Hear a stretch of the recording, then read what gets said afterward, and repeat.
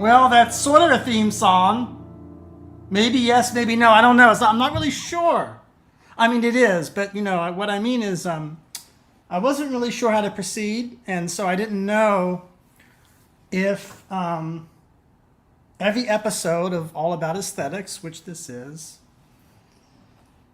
for Journey of an Aesthete podcast, I'm Mitch Hampton, your host. Anyhow, when I do this this theme, which I call Bob Fosse, what am I going to do with it? By which I mean, okay, do I just play the piano work and so give you the network television retro version, which would be 40 seconds, right? 40, something like that. Maybe 1 minute. But it's a piano work. It has movements. It's supposed to be, I think, 11 minutes long. So what am I to do? Do I condense? I don't know. So I think it'd be fun just to spend, I'm at the piano. I'm going to spend a little time here.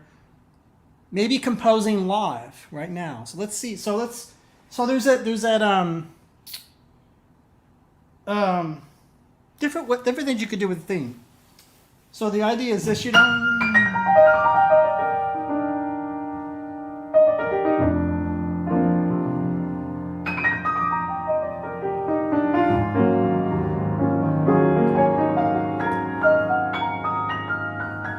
very impressionistic.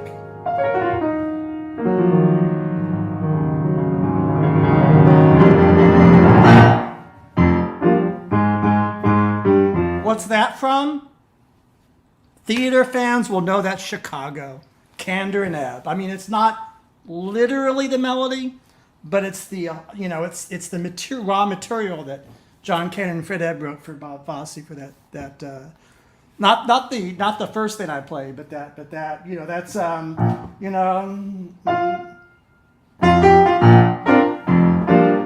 the all that jazz thing. So I thought it'd be interesting to write a classical piano work. I'm always doing this kind of stuff. That's my hard listening concept, which is the 10-year anniversary this year of that, 2013 now. Taking, elements from the entertainment commercial world, musically, elements from bebop, the jazz world, some rock and roll, Hollywood, Broadway, those kinds of stylistic, elements in music, and trying to create contemporary concert, classical piano music out of those elements. That's the best way. I don't know how else to describe it. But I've been working in this for 10 years, my 10th year, and this is going to be something, this Bob Fosse. And I'm just going to give you a little taste, and of course, I could sit here for a long time and get into all that, but I won't because we have a lot to get to today. Aesthetics. So this is a really interesting thing. I'm going to get my TV ready.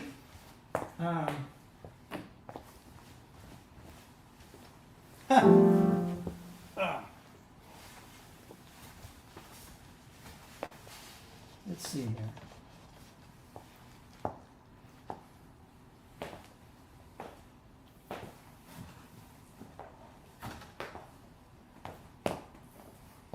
It's a really interesting thing.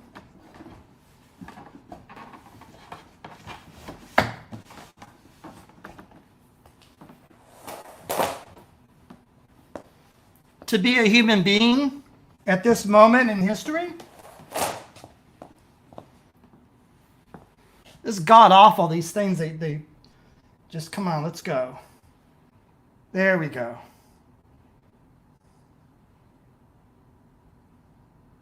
Is it going to play? Jesus. Our graduation. There we go. To be a human being at this moment in history, because we're in a moment of history in which all the preceding stuff, raw material. I was talking about when I compose music, I use raw material. I use entire musical languages. I mean, raw material is maybe a little bit of a misnomer as a phrase because it implies that the stuff I'm using is small or is just a scrap, and it isn't. It's raw. So it's sort of like, I don't know.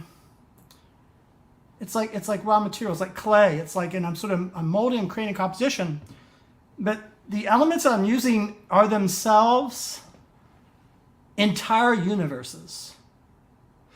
You remember I did an episode recently where I talked about studying Bach's chorale, the SATB, soprano, alto, tenor, bass, and we spent an entire year with Robert D. Domenica studying Schoenberg's study of Bach. So you're getting Bach, but you're getting it through Schoenberg's, Arnold Schoenberg, admittedly idiosyncratic, I won't say perverse, but peculiar interpretation and theory of harmony.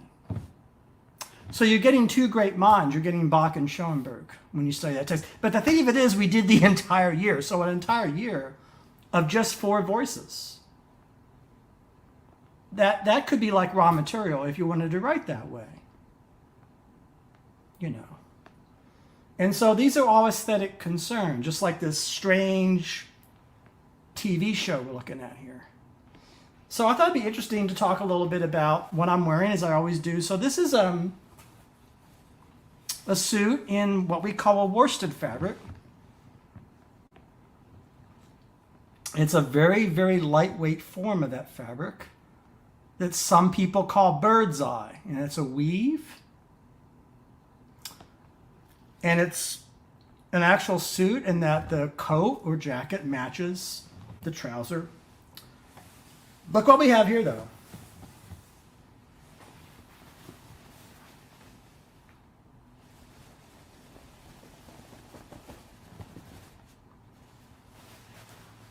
It's not the same cloth, but it's sort of what we call the same weave. It's another bird's eye. So I'm going to stand up. Let's see here. See this? I don't know if you can. There we go. These are shoes. Call them two-tone shoes, I guess. That the woman who made these shoes for me called me up last night. And I haven't talked to her in like 5 years. I think the last time I talked to her is when she delivered the shoes to me. One of the very few pieces of handmade, custom, bespoke articles of anything that I have, actually. I don't have that many. I have actually rather small wardrobe, actually.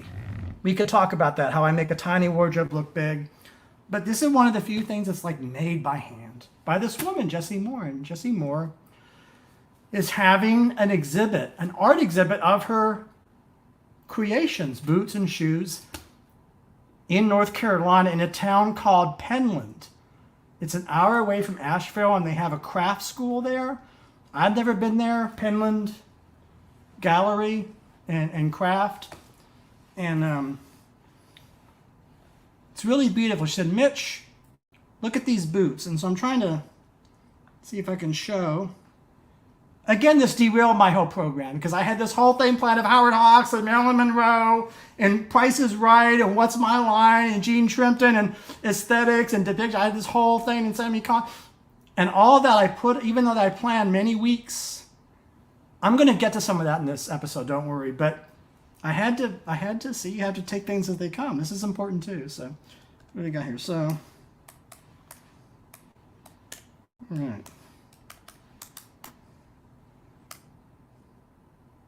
Here we go. This is the Penland School of Craft. Okay.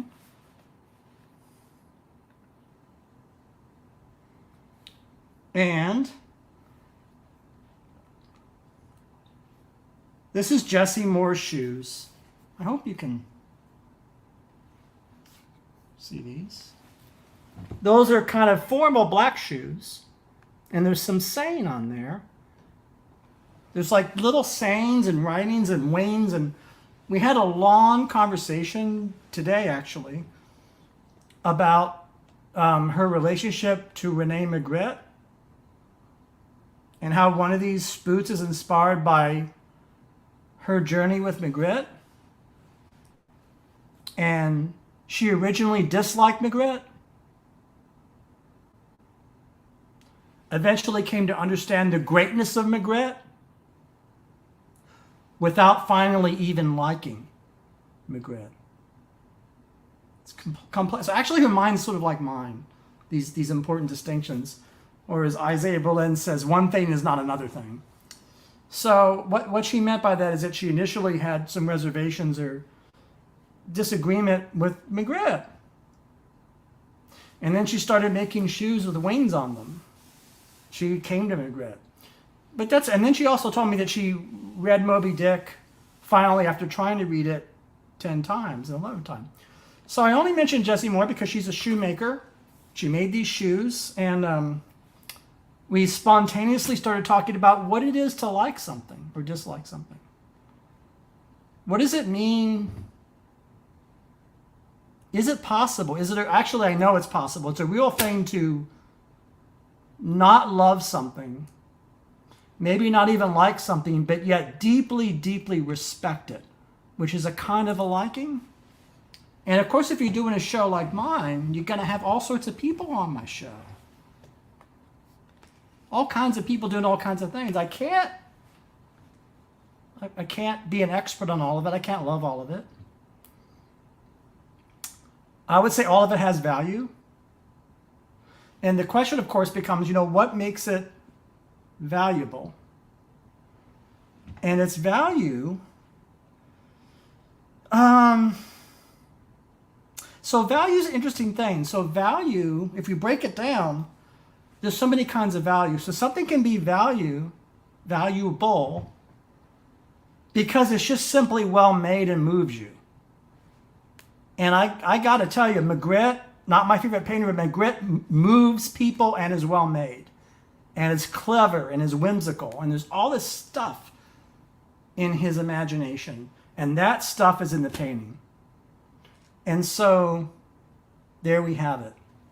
That even if I'm not a Maigret fan, I've stood in front of Maigret paintings, by the way. I stood in front of a lot of paintings. That's a whole... I've often wanted to write a little book about how I came to love abstraction. Because when I was a boy, like 9 or 10 years old, I didn't understand abstraction. I didn't like it. And then painstakingly, day in and day out, year in and year out, I would go to MoMA and the Whitney and stand in front of Franz Klein and de Kooning and Mark Rothko and Barnett Newman, not knowing anything about them, and Jasper Johns.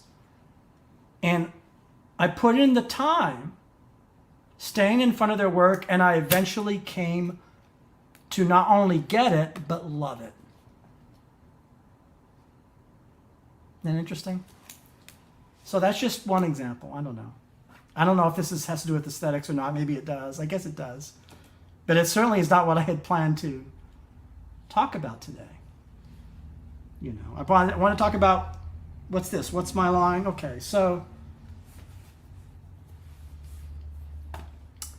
what I've been dealing with last episode, this episode, is two deeply, intimately intertwined questions that themselves are nevertheless separate from each other. The question of a large worldview. I said recently, I think about, I don't know, we were talking about a particular subject. I don't remember. And I said, I think it was Hannah Arendt. Yeah, that's right. Hannah Arendt, I said, had a point of view. That when you read Life of the Mind or Origins of Totalitarianism, you're entering her world. That world is a universe, which in turn she is reflecting because of your erudition and knowledge on... You're reflecting on two things. You're reflecting on her erudition and knowledge of the world, which is considerable. It's better than most folks today. Like I just said, Hannah Arendt knows more about the world than most people walking around today. Good, bad, or indifferent, however bright they are. She's that good, right? So I'll give her that. But not just that, but she creates a world with her syntax and her prose, like a universe. And when we read her, we're entering her world. But there's two ways of talking about world. World could be like the era you're in. So this is a world of the 50s. This show is 1967, but make no mistake, it might as well be 1952. It might as well be that nothing's happened. This is all one world. This is the black and white and his smile. And so I was, for a very small period of time, I was dating a woman who had been a Ford model. The Ford modeling agency, ages and ages ago. And she said something very interesting to me. She said, Mitch, if you want to understand cultural change, you gotta watch this Gene Shrimpton One Smile line.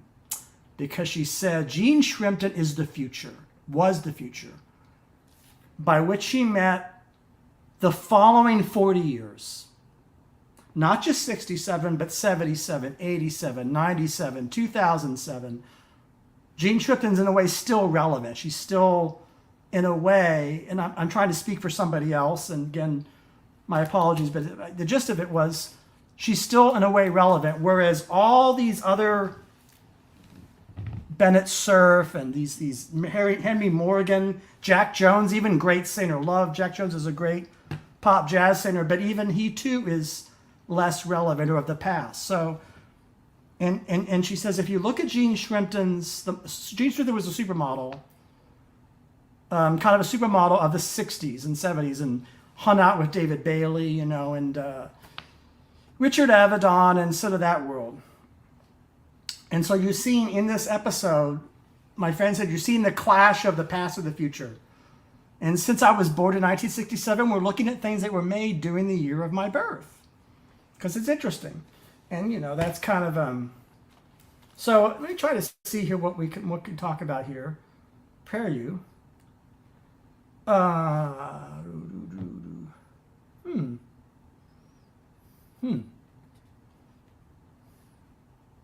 Emily Ratajkowski is a supermodel now, right? I always mangle her last name, Ratajkowski, Emily. Wrote the book My Body. Gene Shrimpton was the Emily Ratajkowski of this year. 67. And let's see. So what's my line? You have to guess who somebody is. It's like you wear the blindfold, and it's like guessing something silly. So, but let's look at this a little bit and reflect. And Arlene, since we three have been together for those many, many years, if you note a little respect in his voice, will you tell me about it? It's been a great week for me, Bennett. I must say I'm tremendously pleased with my new job, and we also had our graduation at Tilton School up in New Hampshire this weekend, and I made the commencement address, which has a point. He was supposed to make it, but he went to Bangkok, and I couldn't get my hands on him, so I had to make the address this week. We're going to do some different things tonight to celebrate this good week, and if you don't mind, will you put your masks on, because we're going to have two mystery challenges tonight, so mask up. So already we're getting a lot of information in those few seconds about the world. I'm going to be hyperbolic. The entire culturally known world, everywhere, not just American television, of that age. Deportment, elocution, this, interesting.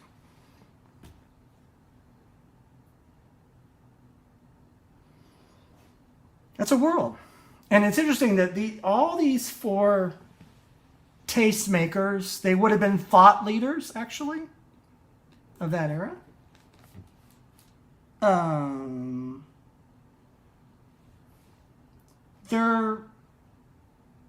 The technical term is middle brow. They're neither high nor low. In other words, they're trying to create culture to reach the maximum amount of people. Sometimes today that's called monoculture. It's often, people like to say monoculture is dead or was killed. Everything's a niche marketing. Everything's a subculture. And that's probably true to a certain extent. Although when I see that everybody's watching, everybody's listening to Taylor Swift, and everybody watches Oppenheimer, we still have a monoculture. In other words, there's things that everybody kind of gets into. There's even popular music that I like. I don't hate everything that's pop and top 40. In fact, I love 70s disco music, and that at one time was very popular. but I'm sort of half joking, but you take my point. So I want to watch a little bit of this episode and see if my friend was right. She is. I mean, it's interesting because she says in this episode, you're seeing the shift. You're basically seeing the 60s and 70s destroy the 40s and 50s here. And it's all nonverbal. It's all Gene Shrimpton. Immediately, so please. Kinda... Miss P., it's nice to see you on the panel. Thank you. May I make a correction of the name of the station I work for? It's my fault, KGO-TV. Thank you. My our fault. Vice President. My fault. John, Henry asked me, and I gave him the wrong advice. It's KGO-TV. Tell Dave Sachs I'm sorry. All right, ready? Right. Henry, nice to have you with us. You're all blindfolded? Yes. You're all blindfolded? All right, let's have our first mystery challenger. Will you enter and sign in, please? So the contestant comes on and we got Gene Shrimpton. I'm going to pause here. Gene Shrimpton was the Elle McPherson, Cindy Crawford, Emily Ratajkowski, Kate Upton of then. So kind of that kind of Twiggy. All right. Panel, as you know, in the case of mystery challenges, we go to the other form of questioning, one question at a time, in turn moving clockwise. And we'll begin things with Bennett, sir. Well, I'm taking it for granted from the whistles that it's a good-looking girl. I'm not even going to ask that question. Is it somebody, are you somebody whose name has appeared in the newspapers within recent weeks? Yes. Miss Francis? Would it be in a place other than the entertainment pages? Yes. Mr. Morgan? Oh, boy. Other than the entertainment pages. Yes, now this does not rule out, I will say to be fair, with your permission, that it could be in the entertainment pages, but it could equally be in another section of the paper. Henry? Would it have anything to do with sports? No. 1 down and 9 to go. Pia Lindstrom. Do you work in any of the performing arts? Yes. Mr. Sir? Have you got anything to do with the world of fashion? Yes. Miss Francis? Oh, Well, I thought maybe... I thought I was going to, I'm quite sure I know who it is, but I'm... Well, Why don't if you you say- feel you... Huh? There's a beautiful English model supposed to be here now named Gene Shrimpton.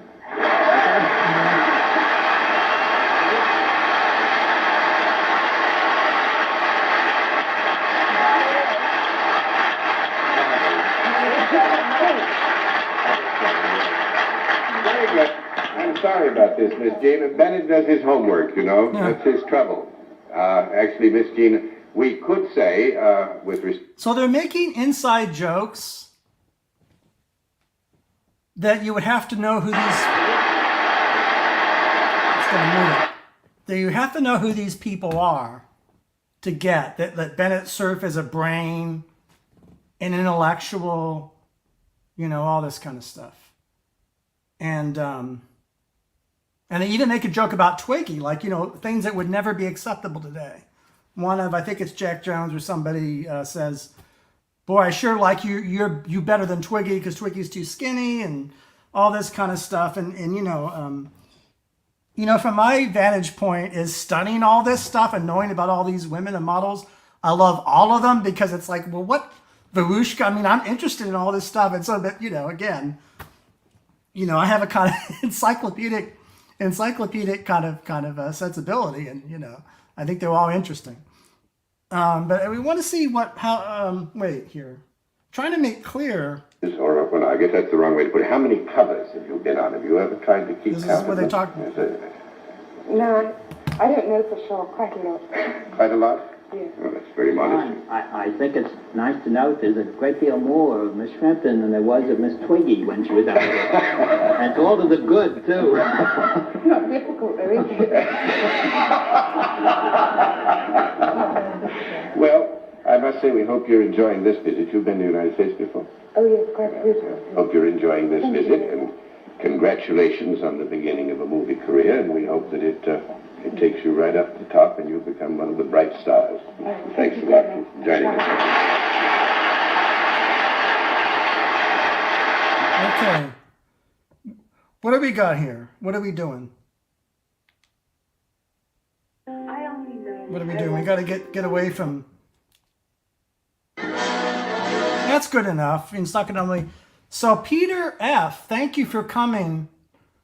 Yeah, Moss Hart, Act 1 is a great book. My dad had a first edition of Act 1. I mean, my dad actually knew Bennett Cerf. It's a whole long... Peter's so nice to come in and talk about What's My Line. Yeah, it's great. I mean, again, we're doing a little different. We're analyzing cultural change and stuff. So looking at that, what I just showed you might think, Mitch, what's the big deal? She's just a quiet, beautiful model that answers questions. Yeah, first edition. What's the revolution? And actually, I've watched that many times, and my friend was right. So Gene Shrimpton is like Jimi Hendrix, Bob Dylan, Bruce Springsteen, even Jermaine Greer, maybe. Phil, in this context, she's like a Molotov cocktail coming in there. She says, "Well, yes, this is what I do." But it's a different energy. It's a different, and it's her sensibility and the way she carries herself, her is, I'm exaggerating, is washing away all of those folks, those folks, the Bennett Cerfs of the world, and the Jack Jones, she's the Rolling Stones and the Beatles and 67. So there is a shift, and there's more shifts later, like Emily Ratajkowski writes memoirs about what it's like to be a model. A very good memoir, by the way. My Body's a really, really good book. Great book, actually. Which Gene Shrimpton never really did. And so evolution over time, and that interests me. So what I've been kind of doing in these episodes, early episodes, we're episode 7, is trying to capture aspects of this world. The world of Bobby Short and Cole Porter and this TV show and Howard Hawks and Marilyn Monroe. And evidently, Howard Hawks and Marilyn Monroe have a long reach because they reach Greta Gerwig's consciousness, of course, as we all know, with I'm Just a Ken, which for me was the best part of the Oscars show. Brilliant. But I'm often wondering, somebody that doesn't know about Howard Hawks, hasn't seen Gentlemen Prefer Blondes, might not get all the, maybe the subtlety or the depth and of that show from Barbie, that song from Barbie. Anyhow, I thought it'd be interesting to have all these books here. Don't know where to begin. What do we got?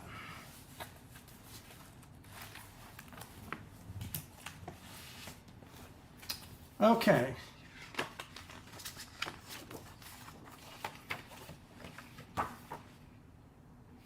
We're moving ahead about 10 years. Well, actually, yeah. We're heading into the 70s.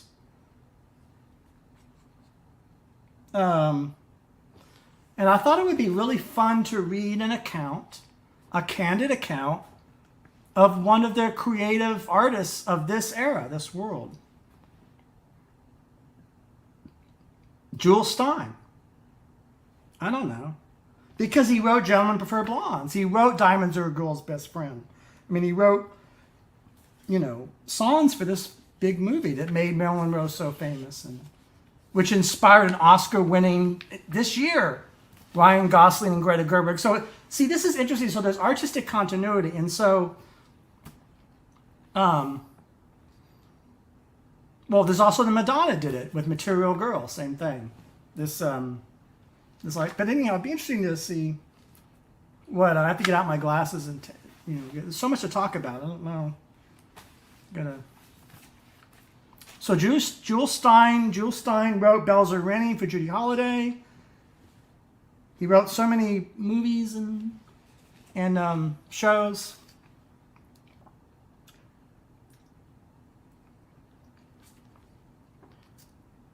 For Daryl Zanuck, do we got here? He wrote Gypsy. That was kind of, but I don't really know. I'm trying to find the excerpt. Here we go.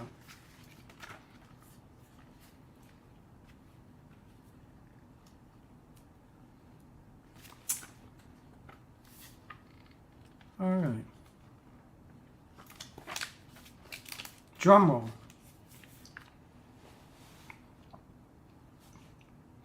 Gentlemen Prefer Blondes, this movie, this song, was the first of your stage just to be filmed. And this is what Julie Stein says. He said, yes, but on the screen it wasn't Gentlemen Prefer Blondes. It was a successful film because Marilyn and Jane Russell were so good in it. But it should be a period piece set in the 20s. They modernized it, and that made it wrong. So what Jules Stein says, he's already disappointed with what Hawks did and Zanuck did because they set it in the 50s. And from Jules Stein's point of view, that ruins everything. It's got to be set in the 20s, you know. And so these things that audiences might think are minor and insignificant for him are... So he says, this is a great movie.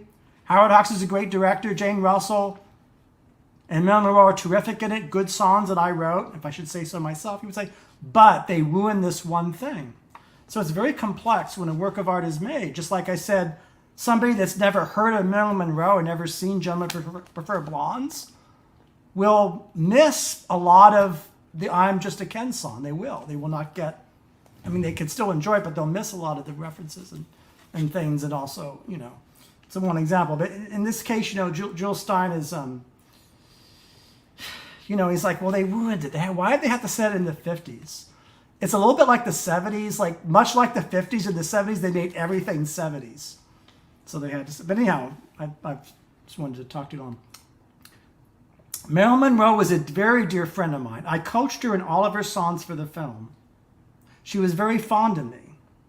When I rehearsed, she'd come in sometimes between lunch hour and makeup for another film, and she'd make me place my piano against the wall so that I couldn't look at her. I'm not made up, she'd say. Don't look at me. And I don't want you to see me looking this way. So sweet. We used to go to parties, Gloria Vanderbilt's and so on, where everyone did numbers. And she'd come over to me and say, ask me to sing. And she said, come on, Marilyn, sing. And I'd say, well, I want to sing Bye Bye Baby, she'd say. She'd sit on my lap, and I swear every note had a dig of her hand nail for me to keep time, like bye, bye. You know, it's a song. My wrists were almost bleeding when she got through. So he's the pianist. Julie Stein's great composer, lyricist, is having to play piano for Marilyn Monroe, and her nails are digging into him and making him bleed, but he didn't care because he's accompanying Marilyn Monroe at this party. So it's just interesting, right? What did he say? He said, I really liked her. I don't mean love, he says. Very few people liked her as well as I did. Now, here's the tragedy. I got an idea and called Richard Zanuck, who was later head of the studio. I says, I've got a great idea for a movie musical. I want to do A Tree Grows in Brooklyn with Frank Sinatra in the Jimmy Dunn part, and Marilyn Monroe is the girl. An idea. We won't make her a woman who scrubs floors, but find other hardships for her with the baby, and it'll be a dramatic role. Then I'll call Marilyn says, Marilyn, you mean you don't have a secretary answer your phone? Who is this? This is Jules Stein calling from New York. Now listen carefully if you're distracted or doing something. I'm all alone. I'm glad you called, she said. Listen, Marilyn, I got this idea. You and Sinatra. Tree Grows in Brooklyn. She said, it sounds exciting. I'll be in New York on Monday at the Sherry Netherlands Hotel. Call there and leave your number, and I'll call as soon as I get in. Have you spoken to Frank? No, darling, because I'm calling you first. You said yes, and then I'll call Frank. So Jules Stein is going to the stars first. He's going to Marilyn Monroe. He's going to Frank Sinatra. These are his colleagues, the artists. He's not going, in other words, he's saying if I could get, I guess the idea is if I can get Marilyn Monroe and get Frank Sinatra, and they'll say yes, but as he finds out, you know, you can have yes for the, you know, it's interesting, right? So she said, well, we'll find somebody else. He can't do it. And, Jesus, sounds great. I called you first, Frank. What if she doesn't want to do it? And then Sinatra says, oh, we'll get some other broad, is what he says. Well, I called Dick Zanuck and said, I have them both. that Sunday, Marilyn Monroe died. So that would have been, what, 66? Yeah. So it was really because of Marilyn Monroe dying that Tree Grows in Brooklyn musical by Jules Stein never became a thing. So this stuff gets into Hollywood. This is the old Hollywood. This is the old, it's the Hollywood. Well, look, it's this, Here you go. It's this. There we go. 1953. That's why this show, it's weird. We're in 67, but it's almost like Woodstock ain't happening, and then there's no folk scene, and there's no Dylan. It's like from 10 years behind, except for Jean Shrimpton, who comes in like an avalanche, comes in with her energy, her under the surface explosive energy in that. So it's interesting to think about eras having different characteristics and qualities, And it's interesting to hear this account from Jules Stein. And I think we should conclude with some Susan Sontag, because we've neglected her recently, and I think it replies to what we're talking about. She's talking about style, right? So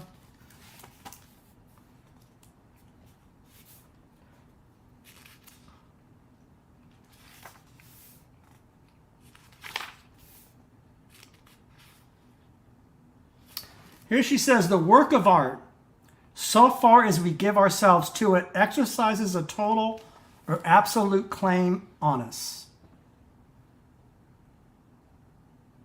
The purpose of art is not as an auxiliary to truth, either particular and historic or eternal. If art is anything, as Robbe-Goulet has written, it is everything. So if art is anything, it's everything. In which case it must be self-sufficient, and there could be nothing beyond it.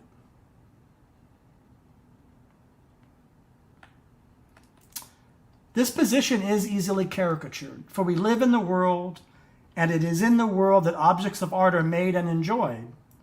The claim that I have been making for the autonomy of the work of art, its freedom to mean, it's in quotes, scare quotes, mean nothing, does not rule out consideration of the effect or impact or function of art, once it be granted that in this functioning of the art object, as art object, the divorce between the aesthetic and the ethical is meaningless.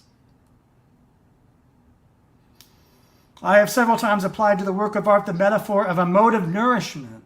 To become involved with the work of art entails, to be sure, the experience of detaching oneself from the world. So in other words, to deal with art, at least on one level, you gotta detach from personal biography, the world, in part, not entirely, but just what she says by that. Detach from the world.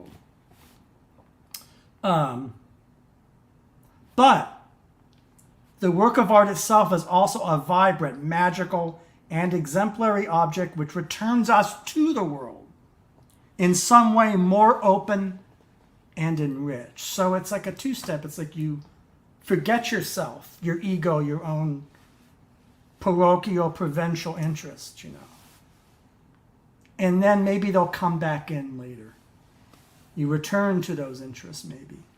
But the hope is that those interests won't just be interests. Or won't just be narrow, they'll kind of expand and then becomes the world. And that's the goal, that's the hope. So I was going to play all these little things here, but I realize now, I don't even know...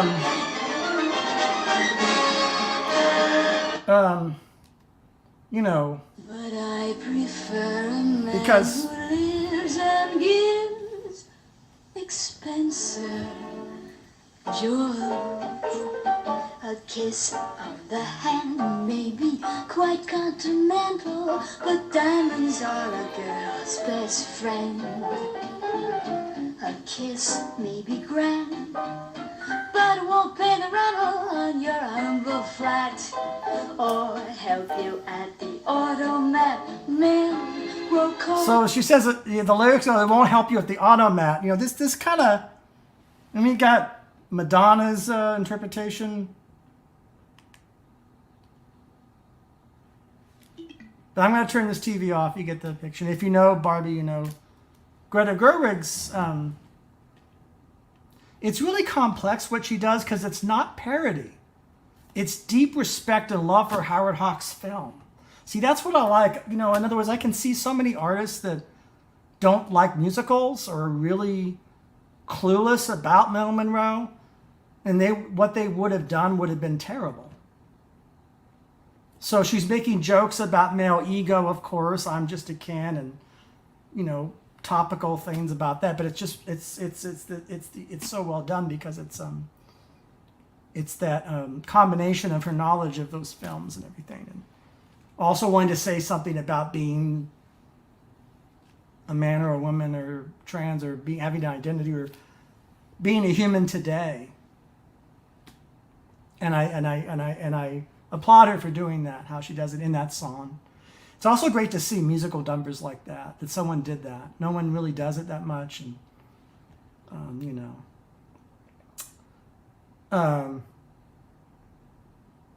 So I've read Sontag saying that the art is really the whole world. And I think that's a good place to stop. There's many things I want to tackle and talk about in future episodes, but I just want to hang out here in this era. I want to hang out with these retro, pre-rock and roll, pre-folk rock, pre-modern, I mean, it's modern, but pre-contemporary things a little bit, just because, I don't know, it's important and people might not know it as well. So I'll come back to Jewel Stein, Cy Coleman, and things like that. So,